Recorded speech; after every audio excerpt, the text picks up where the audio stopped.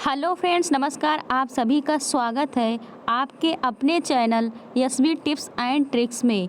Friends, आज हम आप सभी को शिक्षा मनोविज्ञान के क्लास नंबर 2 की बात करेंगे। तो चलिए फ्रेंड, स्टार्ट करते हैं आज के महत्वपूर्ण सेशन को। फ्रेंड्स, ये सेशन बहुत ही अच्छा होने वाला है, जिसमें आप सभी के एग्ज़ाम्स जैसे UP TET, MP TET, CTET and super TET और यूपी टेट के लिए बहुत ही महत्वपूर्ण सेशन है। तो फ्रेंड्स, स्टार्ट करते हैं। शिक्षा मनोविज्ञान का शाब्दिक अर्थ। शिक्षा संबंधी मनोविज्ञान अर्थात यह शिक्षा की प्रक्रिया में मानव व्यवहार का अध्ययन करने का विज्ञान है। शिक्षा मनोविज्ञान के अर्थ का विश्लेषण करने के लिए स्किनर के महत्वपूर्ण तथ्य दिए हैं। कौन कौन से तथ्य हैं? स्किनर ने कहा कि शिक्षा जो है वह मनोविज्ञान का केंद्र मानव व्यवहार पर निर्धारित करता है। ठीक है। नेक्स्ट है, शिक्षा मनोविज्ञान खोज और निरीक्षण से प्राप्त तथ्यों का संग्रह भी करता है। किसने कहा था? तो स्किनर महोदय ने कहा था। नेक्स्ट है, शिक्षा मनोविज्ञान संग्रहित ज्ञान को सिद्धांत रूप में देता है। मतलब कि इससे यह स्पष्ट होता है कि कोई भी व्यक्ति हो, जब तक उसे शिक्षा की जानकारी नहीं रहेगी तब तक वह किसी भी क्षेत्र में सफल नहीं हो सकता। नेक्स्ट है, शिक्षा मनोविज्ञान शिक्षा की समस्याओं के समाधान के लिए पद्धतियों का प्रतिपादन करता है। ठीक। और इसमें एक बात यह भी है कि जो स्किनर है उसे कई सिद्धांत हैं, जैसे क्रिया प्रसूति अनुक्रिया का सिद्धांत हो गया, और इसने जो अपना प्रयोग है वो किस पर किया था? तो चूहे पर किया था। ठीक है, चूहा था और दूसरा था कबूतर। क्या था फ्रेंड्स? कबूतर था। ठीक है, आगे देखते हैं। नेक्स्ट है, शिक्षा मनोविज्ञान की परिभाषा। किस वैज्ञानिक ने कौन सी परिभाषा दी है? अपने परिभाषा में शिक्षा के बारे में क्या व्याख्या किया है या फिर क्या विश्लेषण किया है, तो उसके बारे में आगे हम जानते हैं। तो फ्रेंड्स, देखते हैं। सबसे पहले है स्किनर महोदय। स्किनर ने कहा था कि शिक्षा मनोविज्ञान के अंतर्गत शिक्षा से संबंधित संपूर्ण व्यवहार और व्यक्तित्व आ जाता है।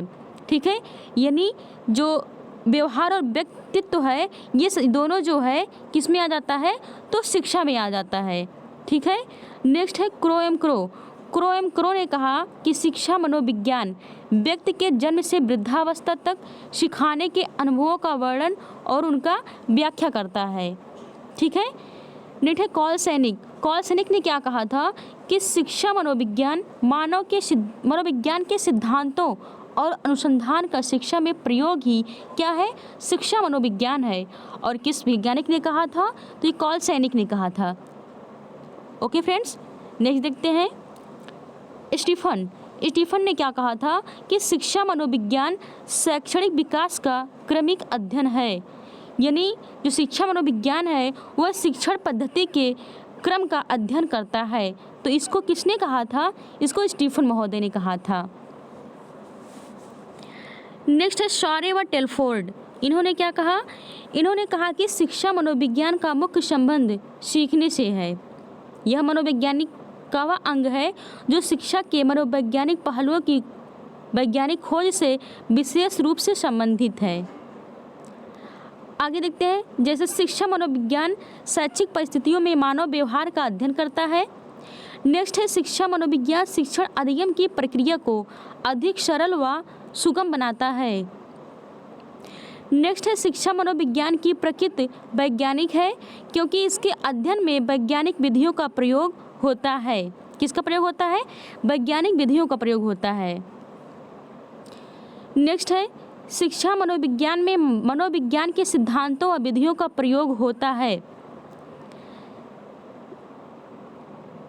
आगे है, शिक्षा मनोविज्ञान के उद्देश्य। कौन कौन से उद्देश्य हैं?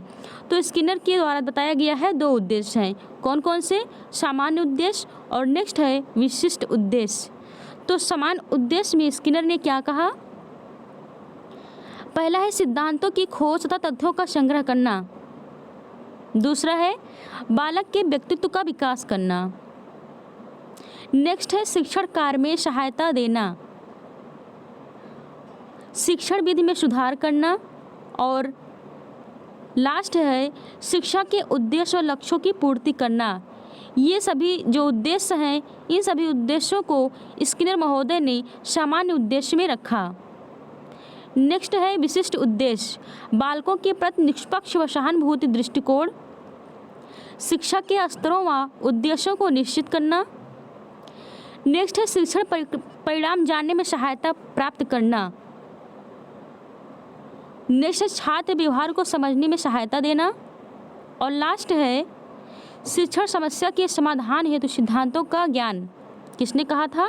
तो स्किनर महोदय ने इन सभी उद्देश्यों को विशिष्ट उद्देश्य में रखा।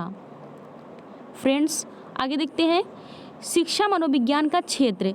शिक्षा मनोविज्ञान एक नवीन और विकासशील व्यवहारिक विज्ञान है, इसलिए शिक्षा मनोविज्ञान के क्षेत्र की सीमाएं अभी निर्धारित नहीं हो सकी हैं। शिक्षा मनोविज्ञान शिक्षा का वह विज्ञान है जो शिक्षण अधिगम समस्याओं का अध्ययन करके सीखने वाले के व्यवहार में वांछित परिवर्तन है तथा व्यक्ति के सर्वांगीण विकास के लिए शिक्षक के कार्य में सहायता भी देता है।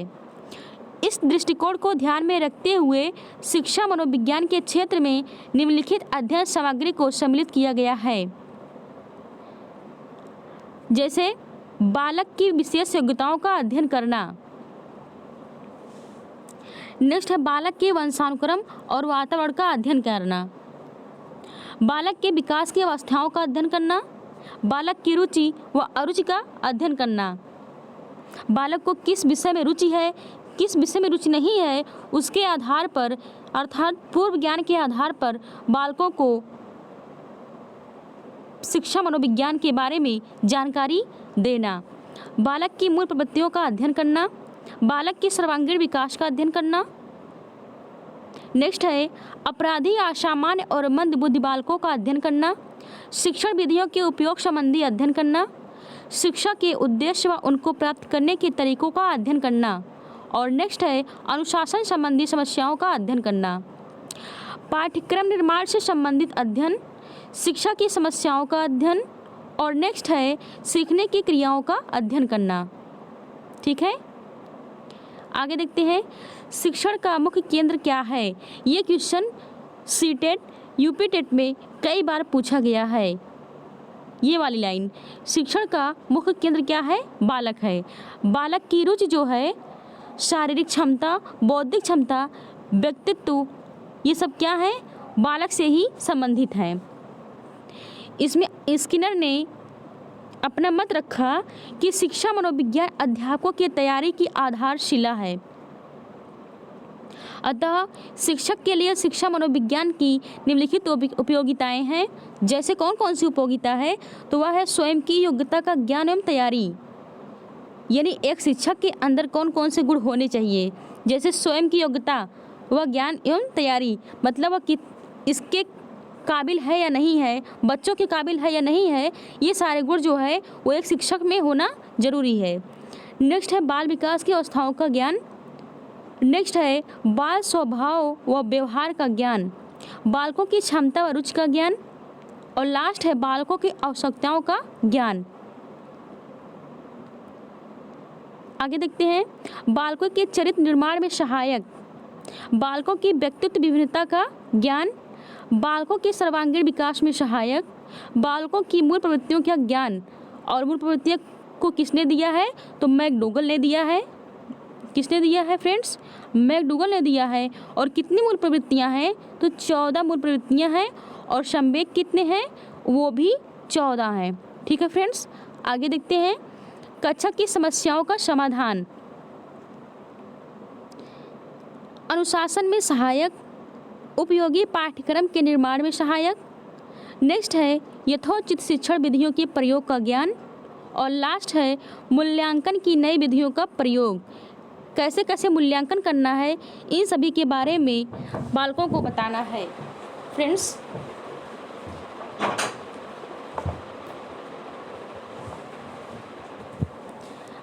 आगे देखते हैं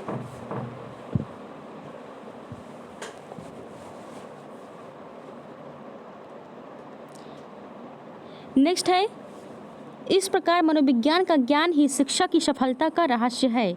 इस ज्ञान की प्राप्ति के बिना उसे असफलता और अकुशलता के बीच अपने व्यवहारिक जीवन की यात्रा करनी पड़ती है।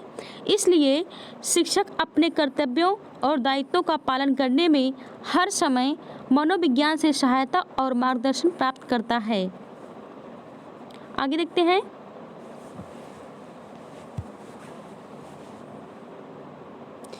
शिक्षा के क्षेत्र में मनोविज्ञान का योगदान। मनोविज्ञान ने शिक्षा को बाल केंद्रित बनाकर बालक को महत्व दिया है। दूसरा योगदान क्या है? बालकों की विभिन्न अवस्थाओं के अनुरूप शिक्षण विधियों की व्यवस्था की।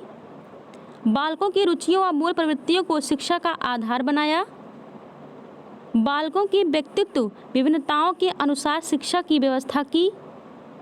और नेक्स्ट है पाठ्यक्रम का निर्माण बालकों की आयु, रुचि व स्तरानुसार किया। नेक्स्ट है पाठ्यक्रम सहगामी क्रियाओं पर बल दिया गया। दंड के स्थान पर प्रेम और सहानुभूति को अनुशासन का आधार बनाया। नेक्स्ट है शिक्षा को शिक्षा के उद्देश्यों की प्राप्ति हुई या नहीं, इसकी जानकारी भी इसमें दिया गया। नेक्स्ट है मूल्यांकन के लिए नई विधियों की खोज भी की गई। आगे देखते हैं मनोविज्ञान के महत्वपूर्ण तथ्य। कौन कौन से तथ्य हैं? पहला है मनोविज्ञान का जन्म अरस्तु के समय दर्शन शास्त्र के अंग के रूप में हुआ। दूसरा है वाटसन ने मनोविज्ञान को व्यवहार का शुद्ध विज्ञान माना है। नेक्स्ट है विलियम जेम्स को मनोविज्ञान का जनक माना गया। जर्मनी के प्रसिद्ध मनोवैज्ञानिक विलियम वुंट ने 1879 ईस्वी में लिस्बिंग में प्रथम मनोवैज्ञानिक प्रयोगशाला की स्थापना करके मनोविज्ञान को वैज्ञानिक स्वरूप दिया। साइंटिस्ट का क्या नाम है? William Wundt. कितने सन में किया? 1879 में। कहाँ पर किया? जर्मनी के लिस्बिंग शहर में। ठीक है। नेक्स्ट है वाल्फ ने सख्त मनोविज्ञान का प्रतिपादन किया। और लास्ट है आधुनिक शिक्षा के जनक माने जाते हैं। कौन माने जाते हैं? तो J.A. स्टीपर। नेक्स्ट है स्मरणीय बिंदु। वाटसन को व्यवहारवादी मनोविज्ञान का जनक माना जाता है। रूसो ने शिक्षा में मनोवैज्ञानिक दृष्टिकोण की शुरुआत की। मनोविज्ञान की शाखा के रूप में शिक्षा मनोविज्ञान का जन्म 1900 ईस्वी में हुआ। नेक्स्ट है मनोविज्ञान व्यवहार का वैज्ञानिक अध्ययन करता है। नेक्स्ट है मनोविज्ञान एक विधायक विज्ञान है। नेक्स्ट है प्रयोगात्मक मनोविज्ञान के जन्मदाता कौन है? तो विलियम वुंट हैं। कॉलसेनिक शिक्षा मनोविज्ञान का आरंभ प्लेटो से मानते हैं। नेक्स्ट और लास्ट है स्किनर शिक्षा मनोविज्ञान का आरंभ किसने किया? तो किसने किया था फ्रेंड्स? अरस्तु ने किया। तो फ्रेंड्स आज की क्लास यहीं तक। यदि आप सभी को क्लास अच्छी लगी हो तो लाइक, शेयर एंड सब्सक्राइब जरूर करें। Thank you. All the best.